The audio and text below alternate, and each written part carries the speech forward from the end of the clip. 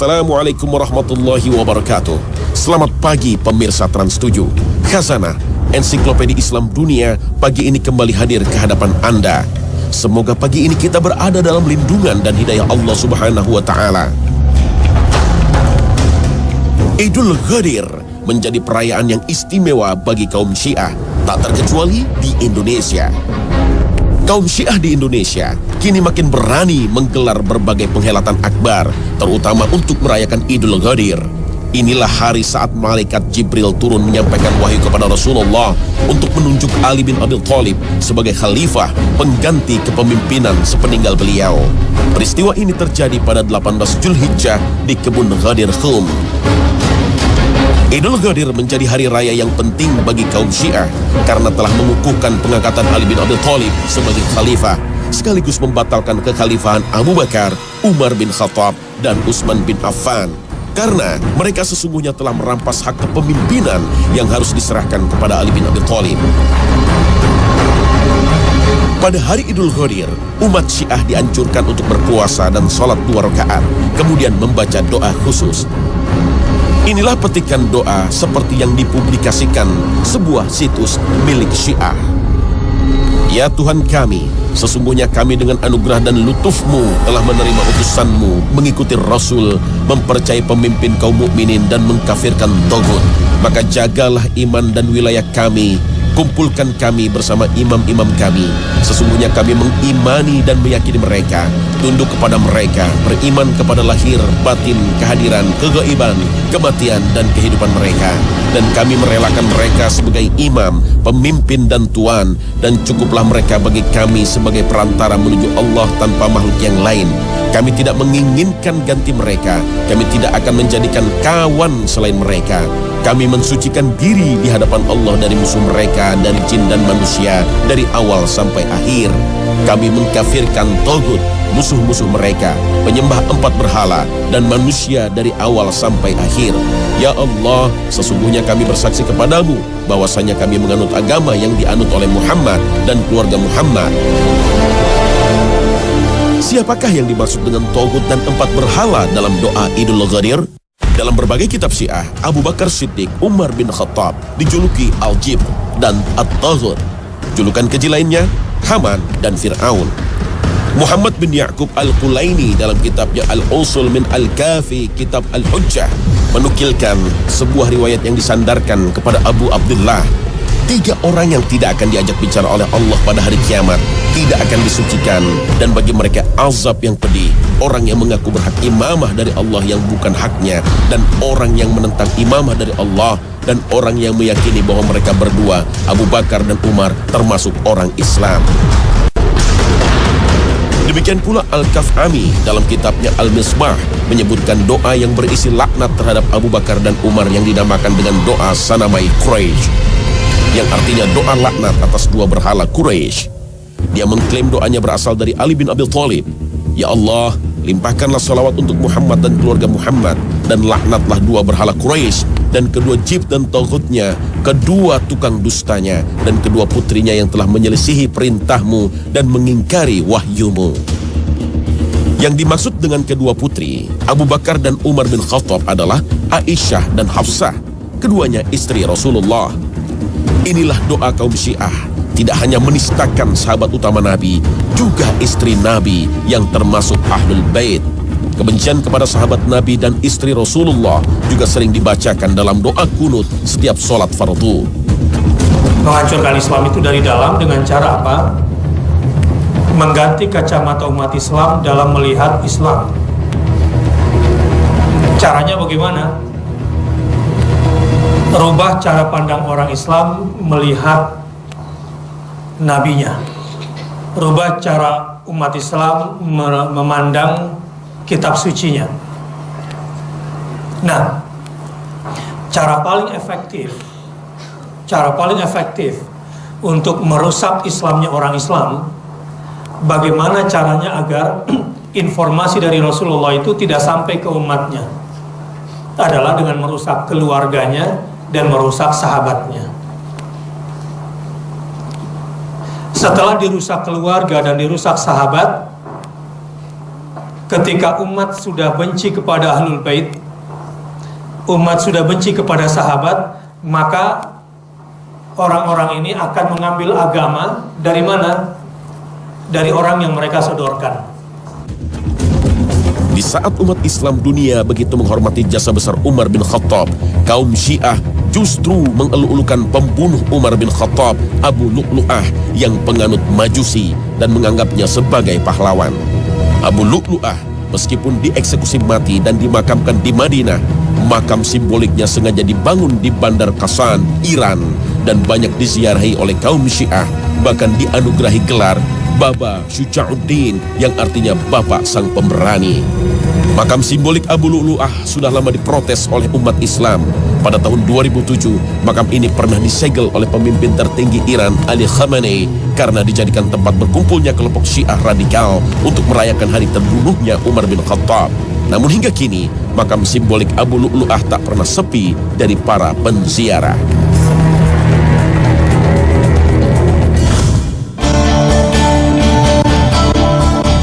Idul Ghadir, menurut versi Syiah, pertama kali diperingati oleh Khalifah Ali bin Abi Thalib bertepatan pada hari Jumat. Namun kisah ini tak satu pun diriwayatkan oleh para sahabat Nabi. Dalam sejarah, tradisi perayaan Idul Ghadir justru pertama kali dilakukan pada era Daulah Buwayhi yang menguasai sebagian wilayah Irak pada abad keempat Hijriah. Artinya, perayaan ini tidak pernah ada dan tidak satupun sahabat Nabi, tabi'in, dan tabi'ut tabi'in yang mengenal perayaan Idul Ghadir. Padahal pada masa mereka adalah sebaik-baiknya zaman, seperti yang dijelaskan dalam sabda Rasulullah. Idul Ghadir berkaitan dengan peristiwa di Ghadir Khum yang banyak diriwayatkan dalam berbagai hadis sahih, termasuk dalam hadis Bukhari Muslim. Saat itu, Rasulullah SAW bersabda, "Man kuntu maulahu fa'aliyun maulah." Hadis ini diartikan oleh kalangan Syiah sebagai pelantikan resmi Ali bin Abi Thalib oleh Rasulullah sebagai khalifah. Mereka mengartikan hadis ini, barang siapa yang menjadikanku sebagai pemimpin, maka Ali adalah pemimpinnya. Namun, pemahaman Syiah ini banyak kejanggalan. Jika hadis ini benar sebagai pelantikan Ali sebagai khalifah sepeninggal Rasulullah, kenapa Ali ikut bermusyawarah bersama para sahabat untuk menentukan Khalifah Abu Bakar? Tak ada seorang pun sahabat yang memprotes kepemimpinan Abu Bakar, Umar bin Khattab, dan Utsman bin Affan. Padahal merekalah yang paling memahami sunnah dan teguh menjalankan sunnah Rasul. Setelah menjalankan haji wada, Rasulullah kembali ke Madinah menempuh perjalanan berhari-hari. Setiba di Ghadir Khum, sekitar 250 km dari Mekah, Rasulullah beristirahat. Pada saat itu Rasulullah bersabda yang diklaim oleh kaum Syiah sebagai pelantikan Ali bin Abi Thalib sebagai khalifah. Jika sabda Rasulullah di Ghadir Khum berkaitan kepemimpinan sepeninggalnya, kenapa Rasulullah tidak menyampaikannya dalam khutbah haji wada di Mekah yang dihadiri banyak umat Islam dari berbagai daerah? Sementara saat di Ghadir Khum hanya sebagian kecil umat Islam yang mengikuti rombongan Rasulullah, kebanyakan penduduk Madinah. Inilah logika sederhana yang sulit dibantah oleh kaum Syiah. Apalagi mereka sering menafikan latar belakang sabda Rasulullah saat di Ghadir Khum. Beberapa bulan sebelum haji wada, Rasulullah mengirim pasukan ke Yaman di bawah pimpinan Ali bin Abi Thalib. Setelah meraih kemenangan dan mendapat banyak harta rampasan, terjadi perselisihan dan kesalahpahaman antara Ali dan sebagian pasukannya soal harta rampasan perang. Kemudian, masalah ini dilaporkan pada Rasulullah pada saat di Ghadir Khum. Saat itulah Rasulullah bersabda, "Barang siapa menjadikanku sebagai kekasihnya, maka Ali pun menjadi kekasihnya." Menurut sebuah riwayat, sahabat yang mengadu kepada Rasulullah tentang ketidakadilan Ali bin Abi Thalib dalam pembagian harta rampasan perang adalah Buraidah ibnu Husain. Saat Buraidah mengadu, Rasulullah diam hingga ia mengulanginya 3 kali, lalu Rasulullah bersabda, "Wahai Buraidah, apakah kamu membenci Ali?" Buraidah pun menjawab, "Ya, wahai Rasulullah." Nabi pun menjawab, "Wahai Buraidah, janganlah kamu membencinya karena dia berhak mendapat bagian dari harta rampasan perang lebih dari itu." Lalu Buraidah berkata, "Saya tidak lagi membencinya setelah mendengar Nabi melarangku membenci Ali." Hadis riwayat Bukhari. Peristiwa Ghadir Hum banyak diriwayatkan, namun berbeda dari yang dipahami kaum Syiah. Ibnu Katsir menyebut sabda Nabi ini untuk menghibur Ali dan mengingatkan keraguan para sahabat terhadap Ali. Kata maula dalam hadis itu bisa diartikan sebagai kekasih atau teman sejati. Saat itu Rasulullah memuji Ali. Barang siapa yang menjadikanku sebagai teman sejati, maka Ali sebagai teman sejatinya. Mengikuti ucapan Nabi ini, Umar bin Khattab kemudian berkata, mulai hari ini Anda adalah teman sejati saja. Jika Rasulullah bermaksud dalam hadis itu sebagai pengangkatan khalifah, tidak mungkin Rasulullah menggunakan kata maula yang memiliki arti banyak. Jika kepemimpinan sepeninggal Rasulullah menjadi hak Ali bin Abi Thalib, Rasulullah pasti akan menyatakannya secara tegas dengan kalimat yang tegas. Namun faktanya, tak ada satupun sabda Nabi yang menjelaskan siapa yang melanjutkan kepemimpinan sepeninggal beliau. Kata maula juga digunakan Allah Ta'ala dalam firman-Nya. Maka pada hari ini tidak diterima tebusan dari kamu dan tidak pula dari orang-orang kafir. Tempat kamu ialah neraka. Dialah tempat berlindungmu, teman setiamu. Dan dia adalah sejahat-jahat tempat kembali. Al-Quran, Surah Al-Hadid, ayat 15. Api neraka dalam ayat ini disebut maula bagi orang-orang kafir karena kedekatannya. Dalam ayat lain, Allah berfirman, itu karena Allah adalah maula, yaitu sebagai pelindung dari orang-orang yang beriman. Dan karena orang-orang kafir tidak mempunyai maula bagi mereka. Al-Quran, Surah Muhammad, ayat 11. Sungguh jelas berbagai dalil ini, sabda Nabi di Ghadir Hum tak bisa dijadikan alasan pengangkatan Rasulullah terhadap Ali bin Abi Thalib sebagai khalifah.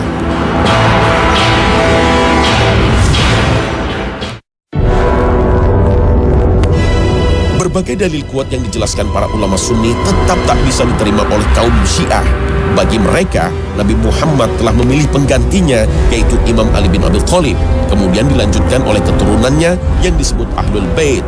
Mereka menuduh Abu Bakar, Umar bin Khattab, dan Utsman bin Affan telah merampas hak kepemimpinan yang mestinya diserahkan kepada Ali bin Abi Thalib.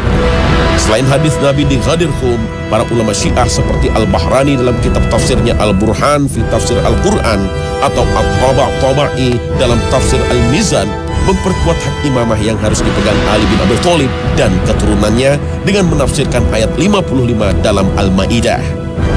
Sesungguhnya penolong kamu adalah Allah, Rasulnya, dan orang-orang beriman yang mendirikan sholat dan menunaikan zakat seraya mereka tunduk kepada Allah.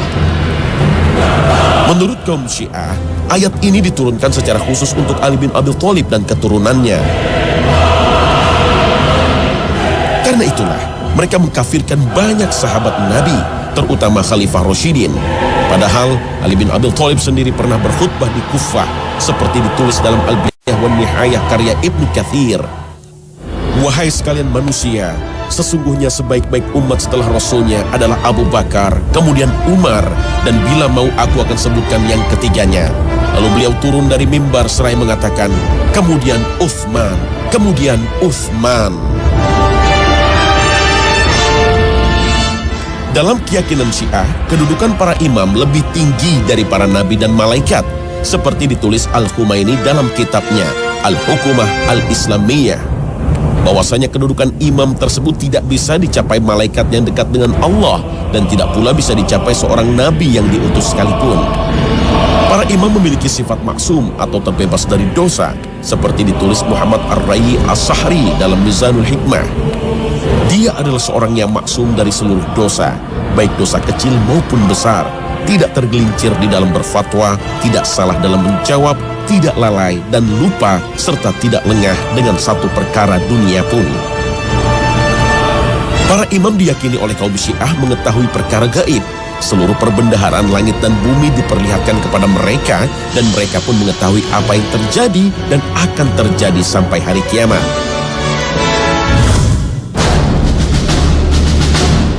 Perbedaan prinsip antara Ahlus Sunnah wal Jamaah dan Syiah seolah-olah tak mungkin disatukan. Meski demikian, berbagai upaya untuk menyatukan umat Islam sudah banyak dilakukan para ulama Sunni. Pada tahun 1960-an, Syekh Mahmud Shaltut, Grand Syekh Al-Azhar, pernah mengeluarkan fatwa membolehkan beribadah dengan mazhab Ja'fari dari kalangan Syiah. Berbagai muktamar pendekatan mazhab dengan melibatkan Syiah juga banyak digelar. Syekh Yusuf Qaradawi termasuk ulama yang banyak mengkampanyekan persatuan umat. Namun, menurut Yusuf Qaradawi, berbagai kesepakatan hanyalah seremonial, tidak akan memecahkan akar permasalahannya jika kaum Syiah tetap mencerca para sahabat dan secara agresif menyebarkan pemahamannya di tengah masyarakat Sunni. Mana mungkin bisa disatukan jika kaum Syiah berprinsip imamah atau kepemimpinan bagian dari akidah. Tidak disebut beriman seorang muslim jika tidak beriman kepada 12 imam mereka. Menurut Syekh Yusuf Qaradawi, meskipun Ahlus Sunnah memvosis sesat ajaran Mu'tazilah, tapi tidak mengkafirkannya. Namun sebaliknya, Syiah yang lebih dulu mengkafirkan Ahlus Sunnah, sebagaimana perkataan Ni'matullah Al-Jazairi dalam kitab Al-Anwar An-Nu'maniyah. Sesungguhnya kami tidak bisa bertemu dengan Ahlus Sunnah di dalam satu Tuhan dan tidak dalam satu Nabi dan satu imam. Faham mudah mengkafirkan orang lain adalah faham berbahaya. Ali bin Abi Thalib tidak pernah mengkafirkan kelompok yang memeranginya dalam perang Jamal maupun perang Siffin, termasuk kelompok Khawarij yang mengkafirkan Ali dan Muawiyah. Sayyidina Ali pernah ditanya tentang Khawarij, apalah mereka itu orang-orang kafir? Ali menjawab, mereka lari dari kekufuran. Beliau ditanya lagi, apakah mereka masuk ke dalam orang-orang munafik? Ali menjawab, orang-orang munafik itu tidak pernah mengingat Allah kecuali hanya sedikit. Ali ditanya lagi, lantas siapakah mereka itu? Ali menjawab, mereka adalah saudara-saudara kita kemarin yang telah berbuat berlebihan hari ini terhadap kami. Seorang muslim tidak boleh berlebihan mencap kafir orang lain, kecuali sudah jelas kekufurannya disertai dalil-dalil yang kuat, sebagaimana hadis Nabi yang diriwayatkan Bukhari Muslim. Siapa saja yang telah mengucapkan tidak ada Tuhan selain Allah dan Muhammad itu utusannya, maka dia itu muslim. Kalimat itu telah melindungi darah dan hartanya, dan Allah yang akan menghisapnya kelak. Meski demikian, tak berarti Ahlus Sunnah menerima Syiah begitu saja dan membiarkan berbagai penyimpangan yang menodai kemurnian ajaran Islam. Allah Ta'ala telah memerintahkan kita dalam firman-Nya. وَإِذْ أَخَذَ اللَّهُ مِيثَاقَ الَّذِينَ أُوتُوا الْكِتَابَ لَتُبَيِّنُنَّهُ لِلنَّاسِ وَلَا تَكْتُمُونَهُ فَنَبَذُوهُ وَرَاءَ ظُهُورِهِمْ.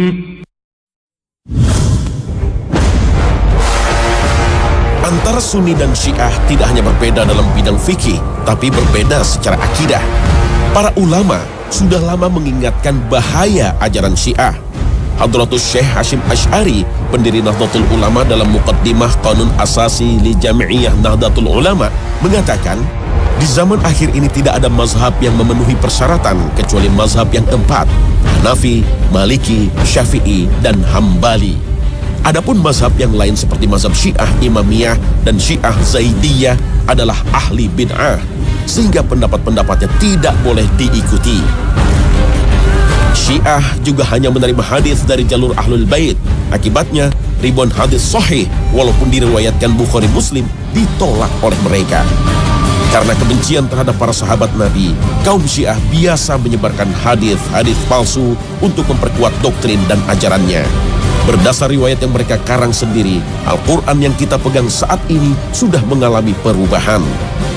Abul Hasan Al-Amili dalam Miratul Anwar wa Mishkatul Asrar mengatakan, sepeninggal Rasulullah, banyak sahabat yang menjadi penulis Al-Quran menghapus banyak ayat. Tuduhan serupa dilontarkan oleh Al-Allamah Al-Hujjah Said Adnan Al-Bahrani dan Hussein Nuri Tabrasi. Menurut keyakinan orang Syiah, beberapa surat dan ayat yang dihilangkan kelak akan dibawa oleh Al-Mahdi. Keyakinan ini tentu saja bertentangan dengan firman Allah Ta'ala. Sesungguhnya kamilah yang menurunkan Al-Quran, dan sesungguhnya kami pula yang benar-benar memeliharanya.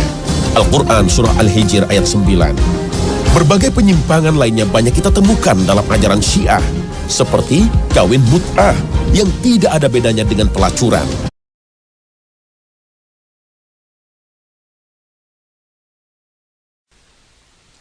Sebenarnya mudah untuk mengetahui satu aliran itu sesat atau tidak sesat, itu sangat mudah. Kita masukkan di dalam laboratorium kita. Kita mempunyai Al-Quran dan hadis. Kita lihat bagaimana ajarannya sesuai dengan Al-Quran dan hadis ataukah bertentangan. Seseorang apabila akan mengatakan Syiah itu Islam atau Syiah itu kafir, harus mempunyai alasan. Sekarang kita lihat ajaran Syiah bertentangan dengan Al-Quran apa dengan hadis atau tidak?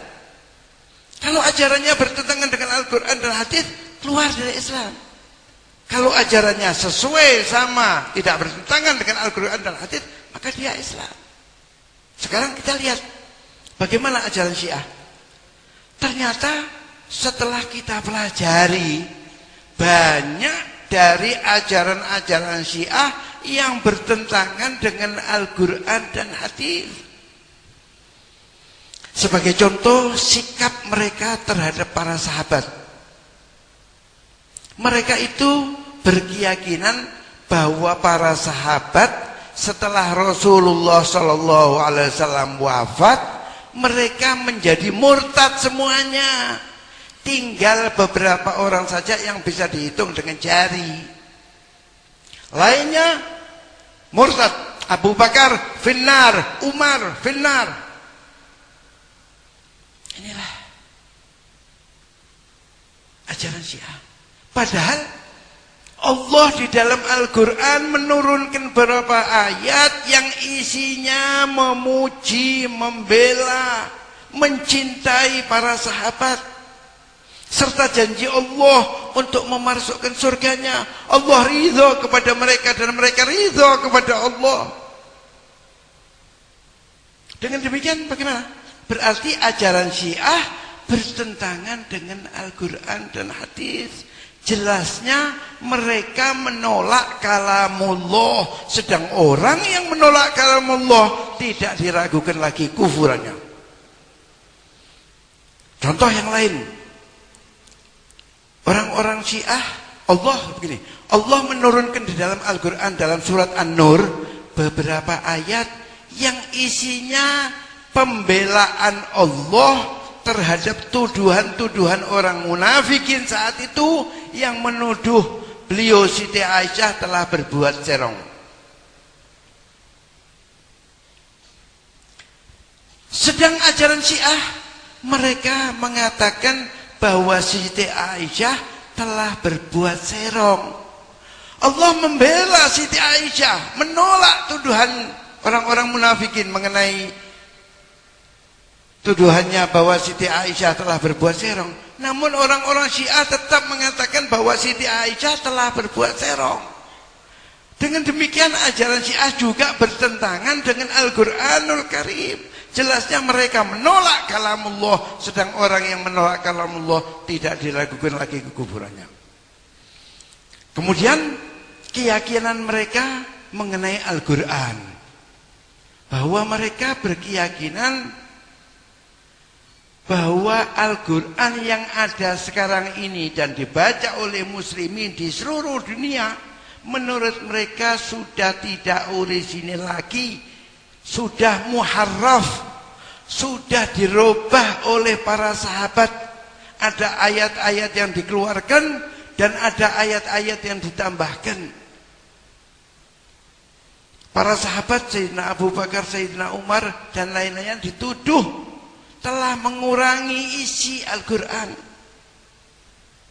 serta menambahkan di dalam Al-Quran, sehingga mereka berkeyakinan bahwa Al-Quran yang ada sekarang ini sudah tidak orisinil lagi.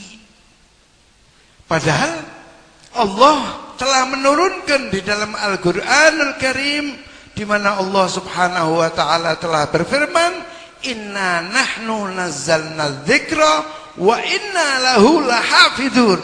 Kamilah Allah yang menurunkan Al-Quran dan kami yang akan menjaganya.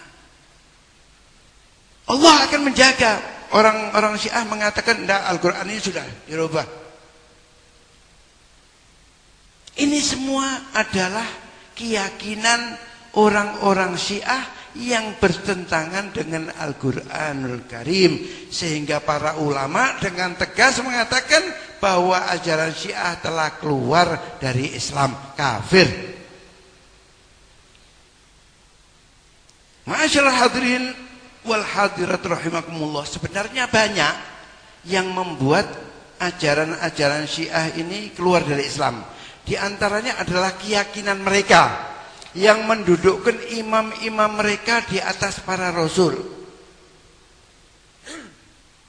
Khomeini, imamnya orang Syiah, jangan kita menyebut Imam Khomeini, tapi Khomeini, imamnya orang-orang Syiah, mengatakan di dalam kitabnya, wa min daruriyati madhabina anna li a'immatina magaman la yablughu malakul muqarrab wala nabiyyun mursal.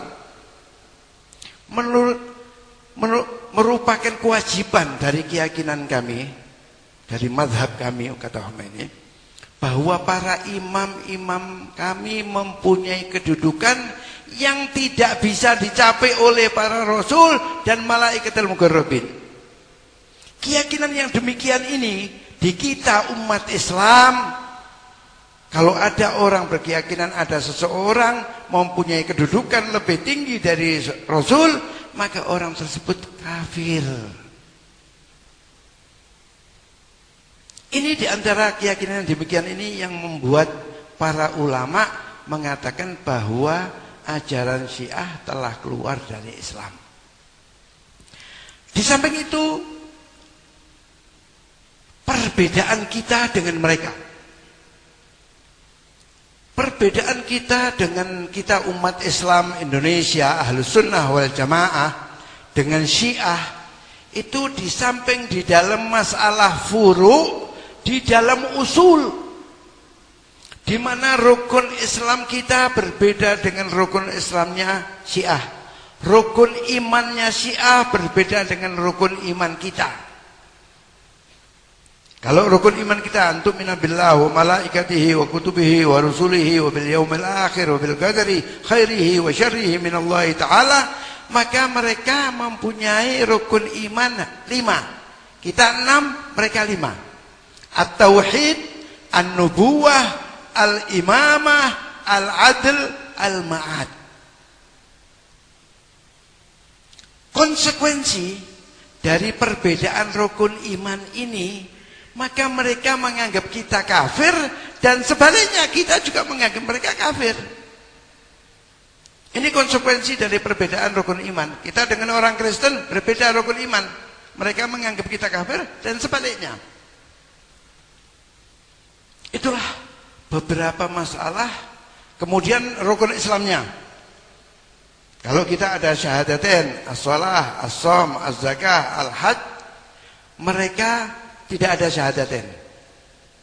As-shalah, as-shaum, az-zakah, al-hajj, wal wilayah. Ini mereka. Memang mereka ini kalau dalam bersyahadat, kalau kita syahadatain, mereka di samping syahadatain masih ditambah lagi dengan menyebut 12 imam mereka. Itulah syahadatnya orang-orang Syiah. Jadi untuk kembali kepada mengukur satu aliran itu sesat atau tidak sesat, Islam atau sudah keluar dari Islam, maka masukkan ke dalam Al-Quran. Karenanya sangat mengherankan apabila tokoh-tokoh kita ini masih membela Syiah, sedang kesesatannya jelas. Dan Bukhari Muslim ditolak oleh mereka. Karena kebencian terhadap para sahabat Nabi, kaum Syiah biasa menyebarkan hadis-hadis palsu untuk memperkuat doktrin dan ajarannya. Berdasar riwayat yang mereka karang sendiri, Al-Quran yang kita pegang saat ini sudah mengalami perubahan. Abul Hasan Al-Amili dalam Miratul Anwar wa Mishkatul Asrar mengatakan, sepeninggal Rasulullah, banyak sahabat yang menjadi penulis Al-Quran menghapus banyak ayat. Tuduhan serupa dilontarkan oleh Al-Allamah Al-Hujjah Said Adnan Al-Bahrani dan Hussein Nuri Tabrasi. Menurut keyakinan orang Syiah, beberapa surat dan ayat yang dihilangkan kelak akan dibawa oleh Al-Mahdi. Keyakinan ini tentu saja bertentangan dengan firman Allah Ta'ala. Sesungguhnya kamilah yang menurunkan Al-Quran, dan sesungguhnya kami pula yang benar-benar memeliharanya. Al-Quran Surah Al-Hijr ayat 9. Berbagai penyimpangan lainnya banyak kita temukan dalam ajaran Syiah, seperti kawin mut'ah yang tidak ada bedanya dengan pelacuran.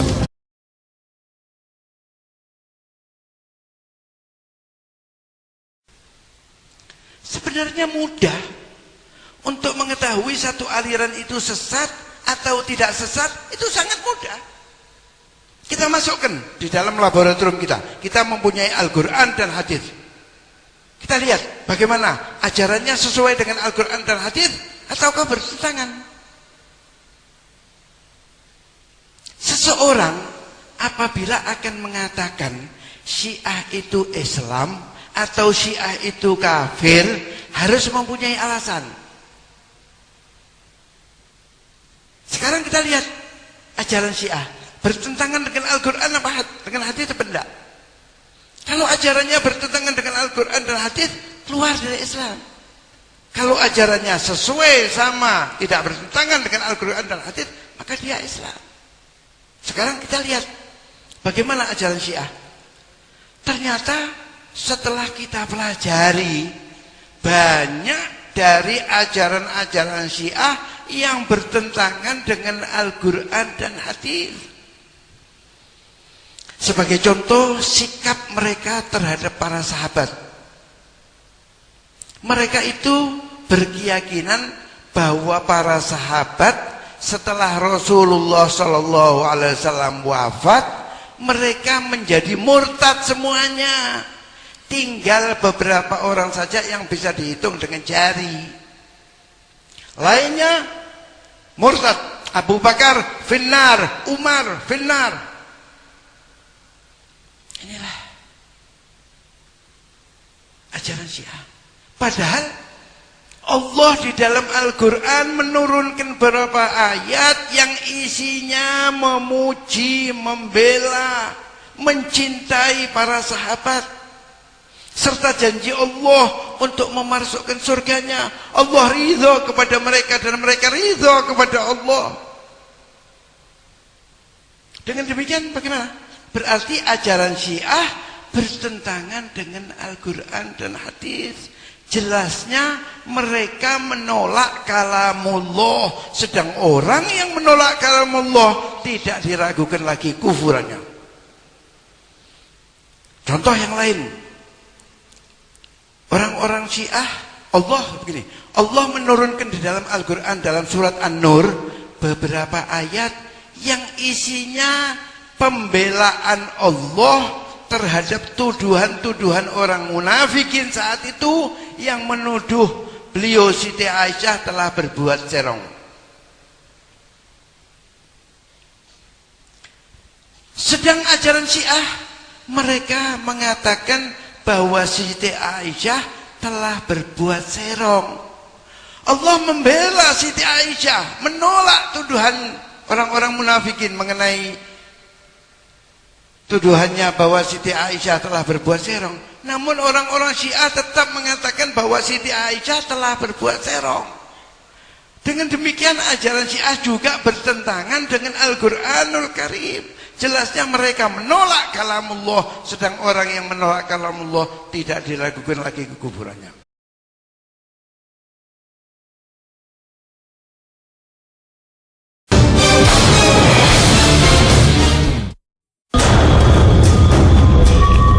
Assalamualaikum warahmatullahi wabarakatuh. Selamat pagi pemirsa Trans 7. Khazanah Ensiklopedia Islam Dunia pagi ini kembali hadir ke hadapan Anda. Semoga pagi ini kita berada dalam lindungan dan hidayah Allah Subhanahu wa taala. Idul Ghadir menjadi perayaan yang istimewa bagi kaum Syiah, tak terkecuali di Indonesia. Kaum Syiah di Indonesia kini makin berani menggelar berbagai penghelatan akbar, terutama untuk merayakan Idul Ghadir. Inilah hari saat malaikat Jibril turun menyampaikan wahyu kepada Rasulullah untuk menunjuk Ali bin Abi Thalib sebagai khalifah pengganti kepemimpinan sepeninggal beliau. Peristiwa ini terjadi pada 18 Zulhijjah di kebun Ghadir Khum.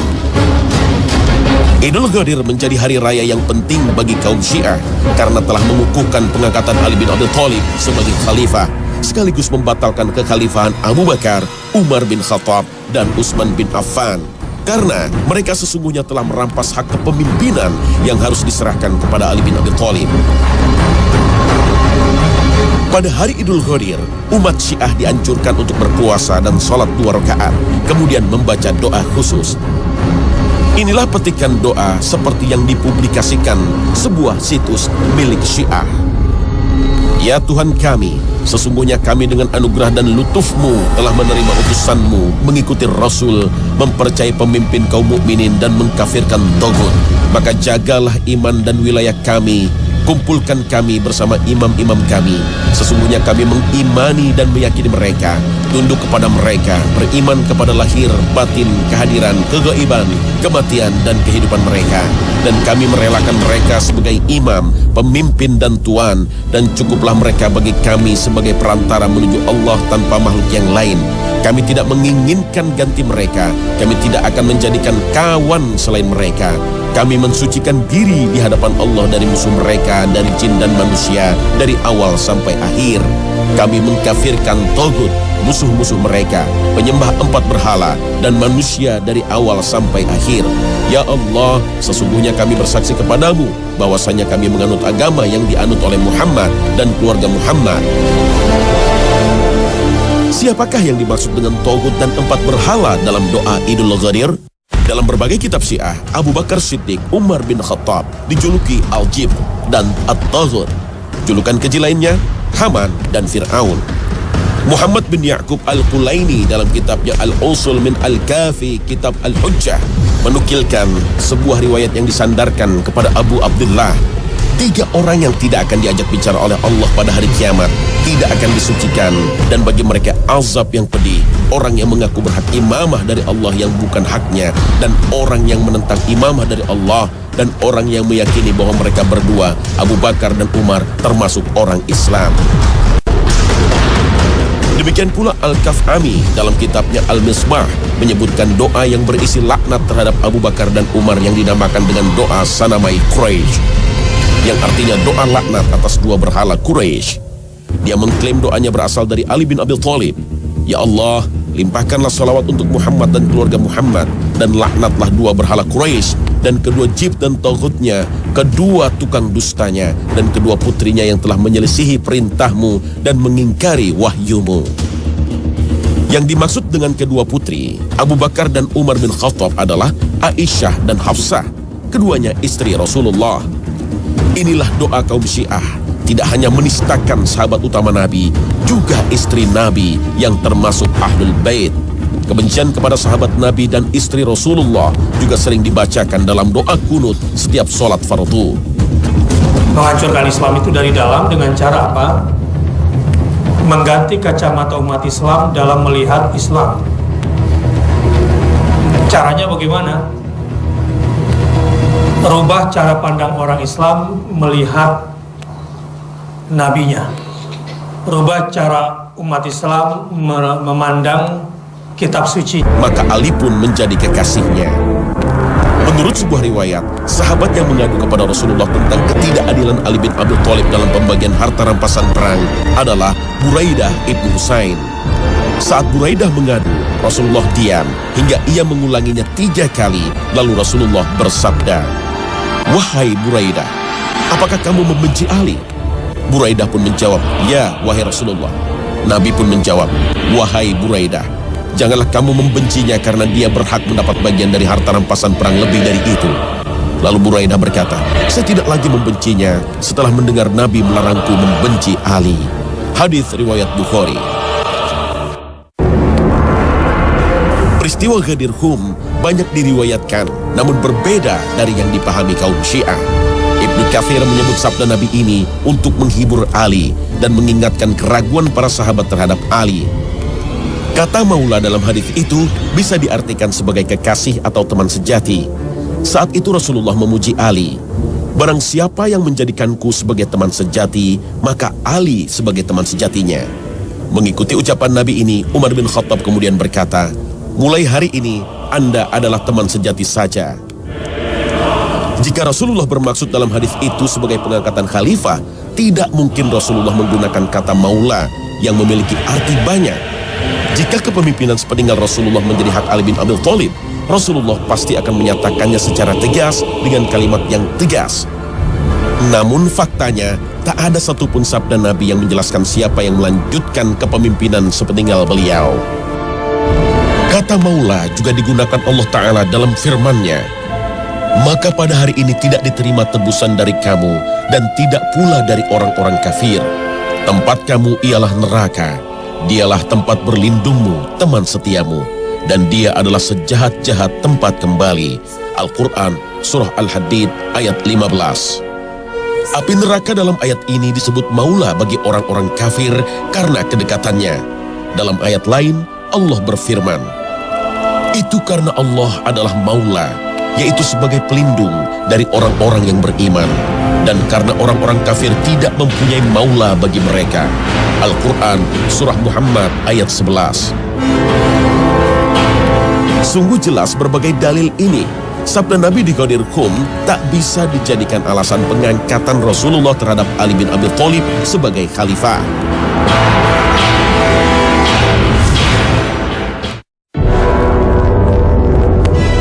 Berbagai dalil kuat yang dijelaskan para ulama Sunni tetap tak bisa diterima oleh kaum Syiah. Bagi mereka, Nabi Muhammad telah memilih penggantinya, yaitu Imam Ali bin Abi Thalib, kemudian dilanjutkan oleh keturunannya yang disebut Ahlul Bait. Mereka menuduh Abu Bakar, Umar bin Khattab, dan Utsman bin Affan telah merampas hak kepemimpinan yang mestinya diserahkan kepada Ali bin Abi Thalib. Selain hadis Nabi di Ghadir Khum, para ulama Syiah seperti Al-Bahrani dalam kitab tafsirnya Al-Burhan fi Tafsir Al-Quran atau At-Taba'i dalam Tafsir Al-Mizan memperkuat hak imamah yang harus dipegang Ali bin Abi Thalib dan keturunannya dengan menafsirkan ayat 55 dalam Al-Maidah. Sesungguhnya penolong kamu adalah Allah, Rasulnya, dan orang-orang beriman yang mendirikan sholat dan menunaikan zakat seraya mereka tunduk kepada Allah. Menurut kaum Syiah, ayat ini diturunkan secara khusus untuk Ali bin Abi Thalib dan keturunannya. Karena itulah mereka mengkafirkan banyak sahabat Nabi, terutama Khalifah Rasyidin. Padahal Ali bin Abi Thalib sendiri pernah berkhutbah di Kufah, seperti ditulis dalam Al-Bidayah wan Nihayah karya Ibnu Katsir. Wahai sekalian manusia, sesungguhnya sebaik-baik umat setelah Rasulnya adalah Abu Bakar, kemudian Umar, dan bila mau aku akan sebutkan yang ketiganya. Lalu beliau turun dari mimbar seraya mengatakan, kemudian Utsman, kemudian Utsman.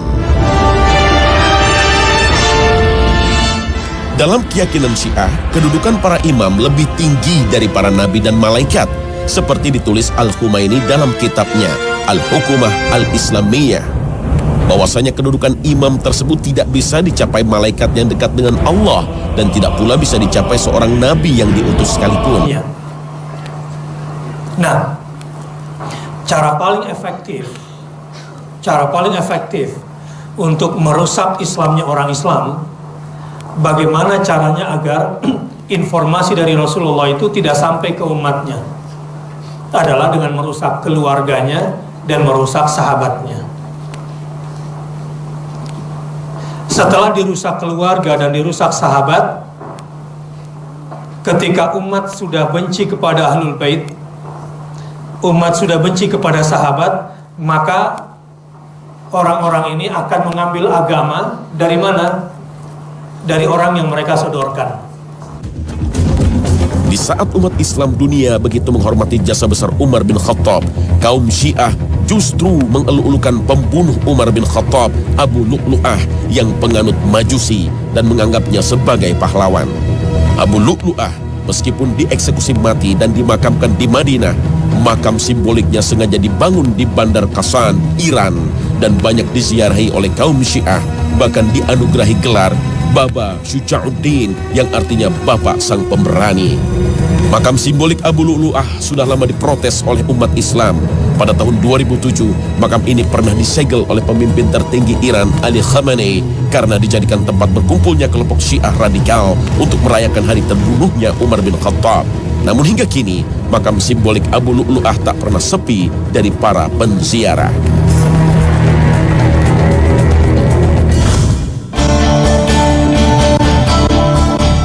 Idul Ghadir, menurut versi Syiah, pertama kali diperingati oleh Khalifah Ali bin Abi Thalib bertepatan pada hari Jumat.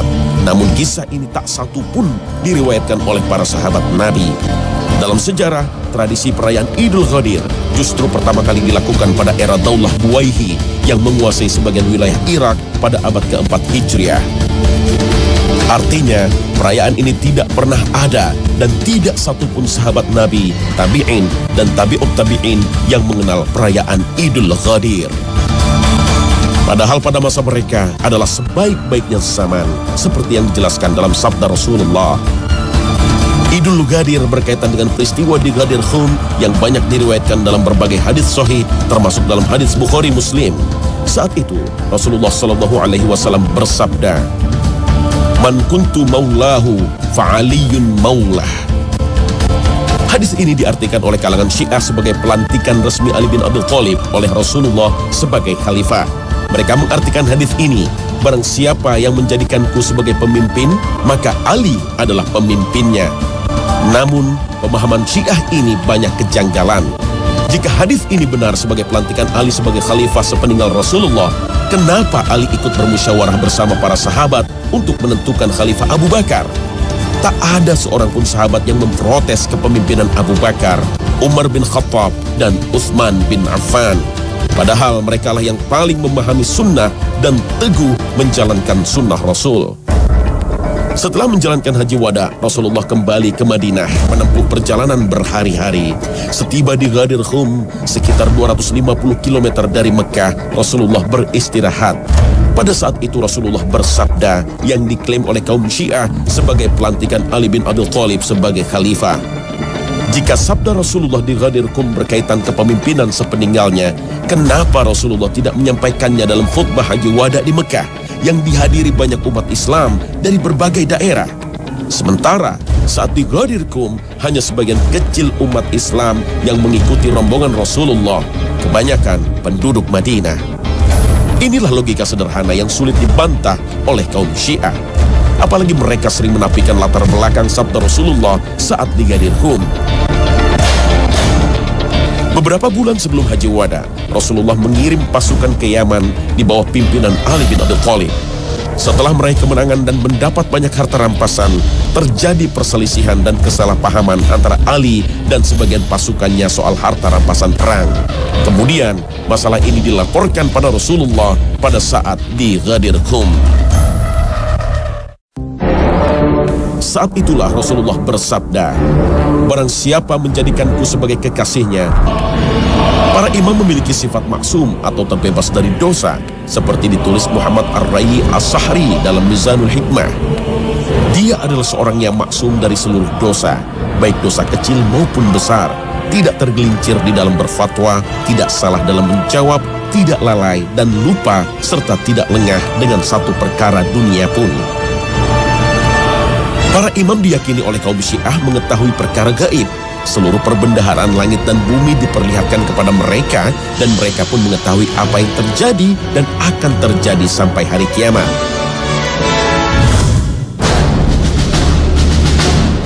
Perbedaan prinsip antara Ahlus Sunnah wal Jamaah dan Syiah seolah-olah tak mungkin disatukan. Meski demikian, berbagai upaya untuk menyatukan umat Islam sudah banyak dilakukan para ulama Sunni. Pada tahun 1960-an, Syekh Mahmud Shaltut, Grand Syekh Al-Azhar, pernah mengeluarkan fatwa membolehkan beribadah dengan mazhab Ja'fari dari kalangan Syiah. Berbagai muktamar pendekatan mazhab dengan melibatkan Syiah juga banyak digelar. Syekh Yusuf Qaradawi termasuk ulama yang banyak mengkampanyekan persatuan umat. Namun, menurut Yusuf Qaradawi, berbagai kesepakatan hanyalah seremonial, tidak akan memecahkan akar permasalahannya jika kaum Syiah tetap mencerca para sahabat dan secara agresif menyebarkan pemahamannya di tengah masyarakat Sunni. Mana mungkin bisa disatukan jika kaum Syiah berprinsip imamah atau kepemimpinan bagian dari akidah. Tidak disebut beriman seorang muslim jika tidak beriman kepada 12 imam mereka. Menurut Syekh Yusuf Qaradawi, meskipun Ahlus Sunnah memvonis sesat ajaran Mu'tazilah, tapi tidak mengkafirkannya. Namun sebaliknya, Syiah yang lebih dulu mengkafirkan Ahlus Sunnah, sebagaimana perkataan Ni'matullah Al-Jazairi dalam kitab Al-Anwar An-Nu'maniyah. Sesungguhnya kami tidak bisa bertemu dengan Ahlus Sunnah di dalam satu Tuhan, dan tidak dalam satu Nabi dan satu Imam. Faham mudah mengkafirkan orang lain adalah faham berbahaya. Ali bin Abi Thalib tidak pernah mengkafirkan kelompok yang memeranginya dalam perang Jamal maupun perang Siffin, termasuk kelompok Khawarij yang mengkafirkan Ali dan Muawiyah. Sayyidina Ali pernah ditanya tentang Khawarij, apalah mereka itu orang-orang kafir? Ali menjawab, mereka lari dari kekufuran. Beliau ditanya lagi, apakah mereka masuk ke dalam orang-orang munafik? Ali menjawab, orang-orang munafik itu tidak pernah mengingat Allah kecuali hanya sedikit. Ali ditanya lagi, lantas siapakah mereka itu? Ali menjawab, mereka adalah saudara-saudara kita kemarin yang telah berbuat berlebihan hari ini terhadap kami. Seorang muslim tidak boleh berlebihan mencap kafir orang lain, kecuali sudah jelas kekufurannya disertai dalil-dalil yang kuat, sebagaimana hadis Nabi yang diriwayatkan Bukhari Muslim. Siapa saja yang telah mengucapkan tidak ada Tuhan selain Allah dan Muhammad itu utusannya, maka dia itu muslim. Kalimat itu telah melindungi darah dan hartanya, dan Allah yang akan menghisapnya kelak. Meski demikian, tak berarti Ahlus Sunnah menerima Syiah begitu saja dan membiarkan berbagai penyimpangan yang menodai kemurnian ajaran Islam. Allah Ta'ala telah memerintahkan kita dalam firman-Nya. وَإِذْ أَخَذَ اللَّهُ مِيثَاقَ الَّذِينَ أُوتُوا الْكِتَابَ لَتُبَيِّنُنَّهُ لِلنَّاسِ وَلَا تَكْتُمُونَهُ فَنَبَذُوهُ وَرَاءَ ظُهُورِهِمْ.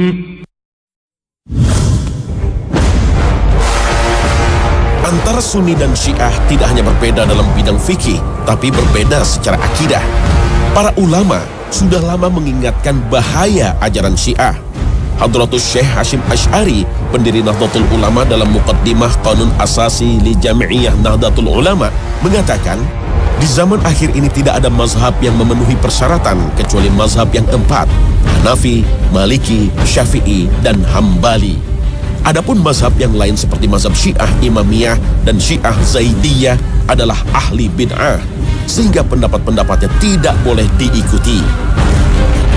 Syiah juga hanya menerima hadis dari jalur Ahlul Bait. Akibatnya ribuan hadis sahih walaupun diriwayatkan